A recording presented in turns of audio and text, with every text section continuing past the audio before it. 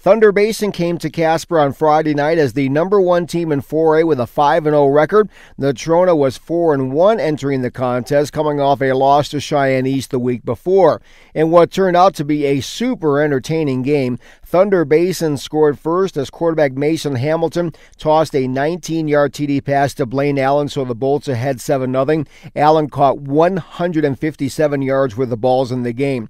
Natrona answered with a TD of their own in the first quarter as Dante Wallace rambled from 22 yards out to make it 7-6, and that was the start of a big night for Mr. Wallace. He scored his second TD of the game in the second quarter with a 14-yard run. The 2-point try was good, so the Mustangs in front 14-7, and that's the way it stayed in the first half. There hasn't been too many times that you would see 40 points in a single quarter of a high school game in Wyoming, but that's what happened with these two squads. Hamilton tied the game for Thunder Basin with a 3-yard run for a score, so it was 14-all. Dante Wallace put another TD into his scoring book, this time from 17 yards out, so NC regained the lead. Hamilton wasn't through. He tossed his second TD pass of the night, this time going to Tanner Richards.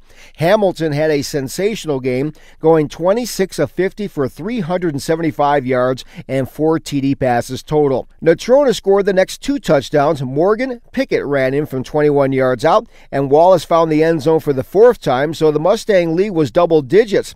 Thunder Basin wasn't finished in that third quarter as Hamilton hooked up with Caden Carlson for 59 yards in the score, so it was 34-27 in favor of Natrona. In the fourth quarter, Wallace scored for the 5th time. He ran for 193 yards for the game, so he was stellar to say the least. Mason Hamilton threw another TD pass from 7 yards out to make it 41-34. Thunder Basin tried an onside kick, which was recovered by Natrona to preserve that 41-34 win. Both teams are now 5-1. Natrona will have their annual Oil Bowl game with Kelly Walsh this week. The Bolts will be at home this week to take on Rock Springs.